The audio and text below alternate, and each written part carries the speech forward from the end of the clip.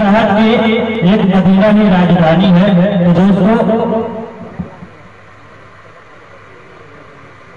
दोस्तों अब आइए बेहतरीन एक खतीब तक में पहुंचने की जसरत और जरूरत करता हूँ। उसे कब मैं चाहता हूँ कि खेत तैयार कर दूं ताकि खतीब साहब आकर उसमें बीज डाल सके आसानी के साथ। उधर जो बीच में खड़ा है बड़ा मेहरबानी उसको दूर कर दे।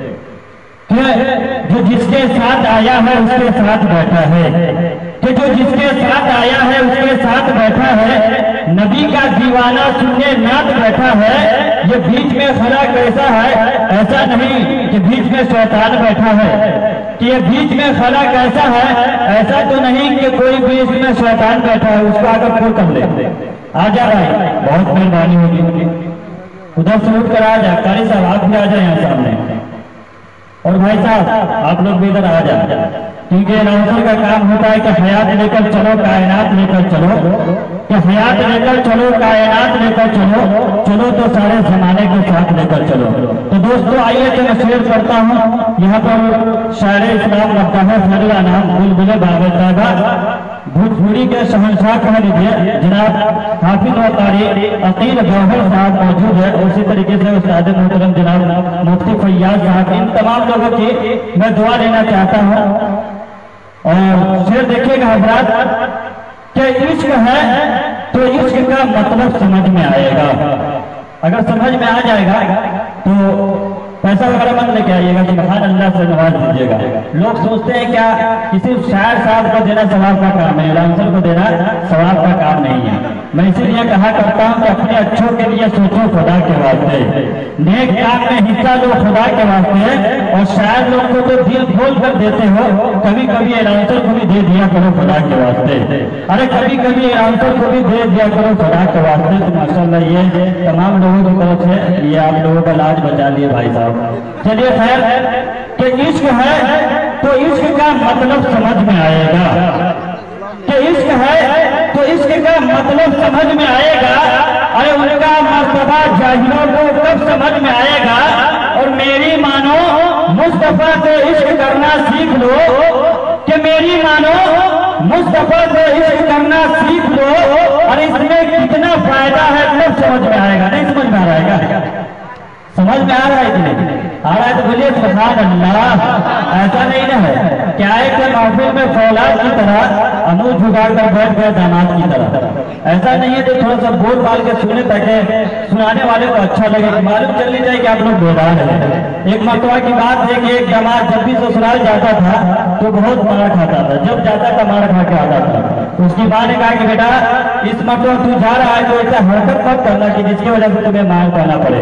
उसकी माँ ने कहा कि बस दो ही बात बोलना, या तो हाँ या तो ना, तीसरा मत बोलना जिसकी वजह से तुमको मार खाना पड़े। उन्होंने जब ससुराल गया तो उसकी सासू माँ ने कहा बेटा ठीक है, बोला हाँ। तो पूछी कि मेरी बेटी ठीक है? तो कहा ना। तो बोला कि बुखार है? तो कहा हाँ। तो बोला दवा दिलाया? तो बोला ना। तो बोला हमने बेटी को मार ही डालेगा? तो कहा हाँ। तो बताइए उसका क्या हाल हुआ होगा। तो आप लोग थोड़ा सा बोल बाल कर सुनिए कि इश्क है तो इश्क का मतलब समझ में आएगा, उनका मर्तबा जाहिलों को समझ में आएगा। और मेरी मानो मुस्तफा से इश्क करना सीख लो। अरे मेरी मानो मुस्तफा से इश्क करना सीख लो, इसमें कितना फायदा है तब समझ में आएगा। और जो मुस्तफा को छोड़ कर कहते हैं वो अल्लाह के हैं, कि जो मुस्तफा को छोड़कर कहते हैं वो अल्लाह के हैं, कब्र में फरिश्ते पीटेंगे तब समझ में आएगा। अरे कब्र में फरिश्ते पीटेंगे तब समझ में आएगा। जनाब कारी अकील गौहर साहब ने आमद रसूल सल्लल्लाहु अलैहि वसल्लम के हवाले से बहुत खूबसूरत मतलब बहुत खूबसूरत नाते नबी सल्लल्लाहु अलैहि वसल्लम सामईन को महसूस करवाए। हजरत मैं भी आमद रसूल सल्लल्लाहु अलैहि वसल्लम के हवाले से 4 मिसरा पढ़ता हूँ। अगर आप लोग को सच्चा और अच्छा लग जाए तो दुआओं से जरूर नवाजिएगा। कि जो जहां में सानिए खैरुल बशर है ही नहीं, आप लोग को ये कोड याद रखना है कि है ही नहीं, कि जो जहां में सानिए खैरुल बशर है ही नहीं, ऐसा बच्चा किसी माँ ने जना है ही नहीं।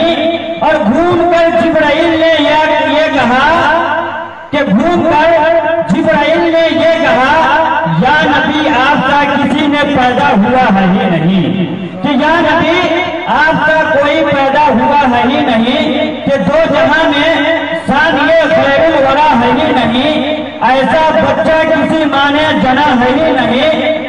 और घूमकर जिब्राइल ने ये कहा कि या नबी आपका कोई पैदा हुआ है ही नहीं, कि या नबी आपका कोई पैदा हुआ है ही नहीं। आइए ज्यादा वक्त ना लूंगा इसलिए कि अनाउंसर के ऊपर पूरी जिम्मेदारी रहती है। अगर वक्त जो दिया गया है उस वक्त पर अगर प्रोग्राम को इख्तिताम तक न पहुंचाया जाए तो ये जवाबदेही अनाउंसर का होता है। तो आइए बिना किसी तमीज़ तासीर के मैं एक ऐसे बेबाक नीरव खतीब तक मैं पहुंचने की जसारत और जुर्रत करता हूँ जो कुरान और हदीस के तलवीज़ इशाअत के लिए हमेशा सरगर्म रहते हैं।